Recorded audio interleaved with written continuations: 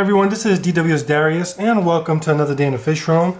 So down here it's pretty messy, and that's because I'm currently doing some renovations, just trying to make it look a little bit more cosmetically pleasing. So we painted the floors, we're starting to paint the walls, we have new doors, and it's coming along nicely, but as of now we have a mess. But even with this mess, there's always a bunch of stuff occurring in these aquariums, and currently we have some spawning getting ready to be done. We actually have a few fish ready to spawn. Of course, if you follow the channel, you remember my Jaguars. This male Jaguar is almost constantly trying to seduce the female. And this aquarium over here, my 350, we have my Vieja pair. These guys are getting serious. The pink finished stratus down there in the back, and this male black belt. Like every day they're trying to secure a territory and just the opportunity to spawn. She even has her tube down, so she's ready to spawn. They're just not going to do it because they definitely won't be able to keep the fry alive with this much competition. And we have another more interesting pair. These two right here, these are my two peacock bass. This is a Cicla mono, this is a male, and this is a Cicla orinoco female, and they actually paired up. This is no new thing. If you follow the channel, you know that I've been talking about this for a while now, but they're definitely starting to take things a little bit more seriously. They guard this whole side of the tank, and this is bittersweet news. It's good because if you know me, I'm a peacock bass fanatic. I currently have 5 of these guys, and these are my favorite fish. So it's awesome being able to spawn them, because when they spawn, as you can see, they show just phenomenal colors. On top of that, I get the opportunity to get more peacock bass, which honestly I'm not sure if that's a good thing, because these guys require a ton of space. But that's the reason why I don't mind them spawning. But there is some bad things. One, with cichlids, when they spawn, they're very territorial, of course, trying to keep their babies alive. So everybody in this tank is going to have to face the wrath of these two. They've been doing a lot of fighting back. I'm surprised too. They're fighting the pike, who is the most aggressive fish in the tank. They're fighting the Dimensis, which is the biggest fish in the tank. And things are getting pretty dangerous. And it could be dangerous not only for the tank mates, but for themselves as well, because this guy sees his reflection and he's ramming into the glass, and he could damage himself. So like I said, bittersweet news that I have a spawn. And at first I wasn't going to do anything about it. I was going to let them spawn, and of course, well, not of course, but I do believe that the fry would not survive, because this is a predatorial aquarium. Even though the parents are nice and big, they have a lot of competition. So I didn't think that the fry were going to survive, but now I'm having changing plans. I was thinking maybe I could take these two out, I could put them in my 210-gallon aquarium, and that way they could spawn and they could have the fry safe and everything, and actually raise the fry. And I do think it will look cool. They will be hybrids. You can see the two species. That one has a nice yellow.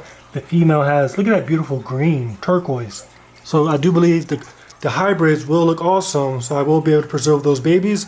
And also the main reason why I don't mind taking these guys out is because it gives me opportunity to add some of my smaller peacock bass that I have in the 210 down here. If I was to add them with all my other peacock bass can be aggressive towards each other when they're not in the mated pair. So no doubt it would have been more stressful adding my 2 peacock bass into this tank with all 3 of them. But if I swap them out, if I add my 2 and then take out these 2, they only got to deal with the Dimensis and the other fish. And the Dimensis isn't as bad as the other 2 when it comes to peacock bass aggression. And just overall, I believe that this would be a perfect opportunity to add some of those grouts to this aquarium. So I'm going to go ahead and take out these two big guys. Well, this big girl and this big guy. And I'm going to put them in my 210, and it will be stressful. That's one of the worries. Peacock bass, when they get big, of course, these fish are known to be fighting fish, and they will put up a fight trying to catch them. That fight may cause some stress, and that stress leads to diseases and parasites and everything that we hate. However, in the long run, I think that there are more positives than negatives. So yeah, I'm going to go ahead and start draining my 210-gallon aquarium. And this right here is the tank that they're going to be going in. In this tank I do have a few fish that I have to catch. I have to catch my female Jaguar. I have my sunfish. I pulled these guys out the pond because they were being too aggressive. I have a bluegill back there, and then we have a pumpkin seed right there. Very beautiful fish. I'm then going to take these 3 out, and I'm going to put them in my 350. And then I have 3 more, my Cicla Azul, my Oscar, and my Cicla Mono. Those I'm going to be taking to the 880, and like I said, I think this is the perfect opportunity. So what I'm going to do is do a 50% water change, so it'll be easy to catch them and go from there.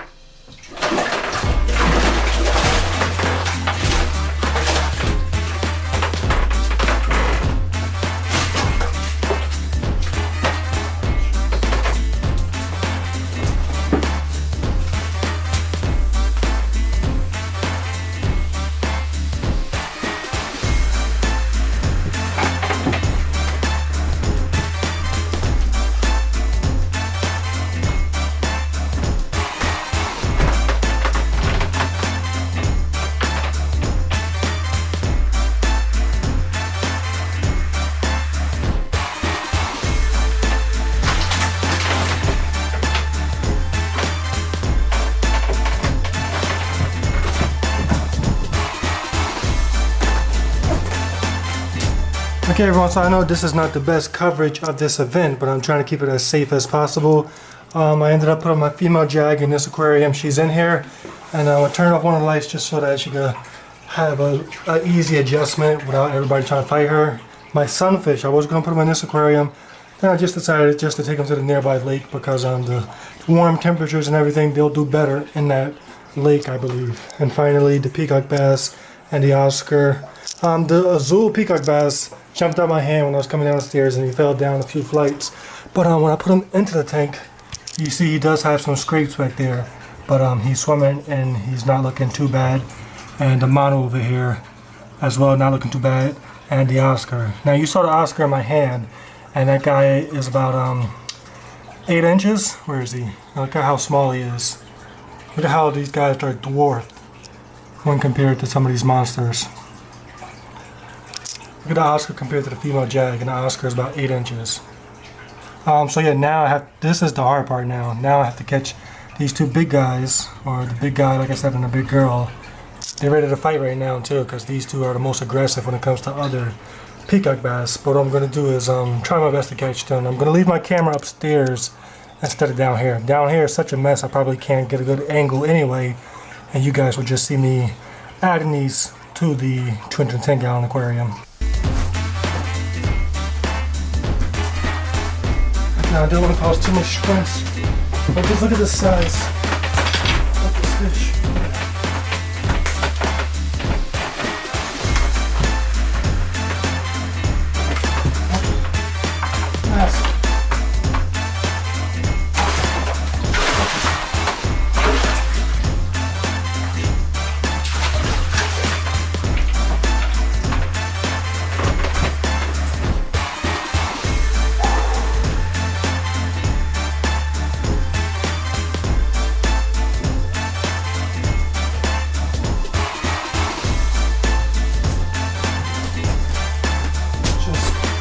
Massive fish.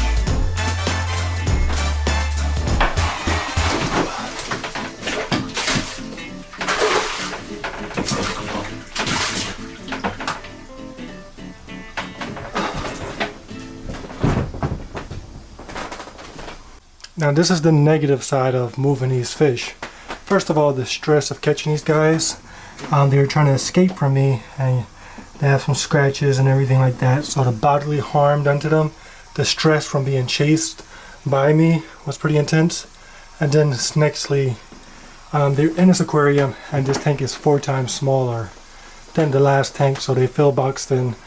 Big fish don't like feeling boxed in. A lot of times they panic, and you could have problems. So this is a very stressful time, and this is the reason why I didn't want to do this, but now it's done. So we're just gonna have to watch and take it slowly. So I'm filling up the tank, and I'm hoping that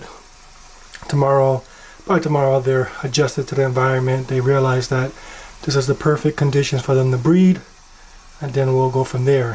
One of two things. Look at his mouth. That came from trying to escape and running into stuff. One of two things can happen. Like I said, by tomorrow or the days following, they can be ready to eat, and that shows me that they accept this as a nice opportunity to spawn, or they could just be so stressed out from the small tank and from the whole capturing experience, they could get sick, like parasites or something like that, and we could have some problems. So I'm hoping for the first option. But yeah, that's these two. And then in this tank, everybody is still shell shocked because I just was chasing everything around with the net. Luckily, it wasn't too destructive.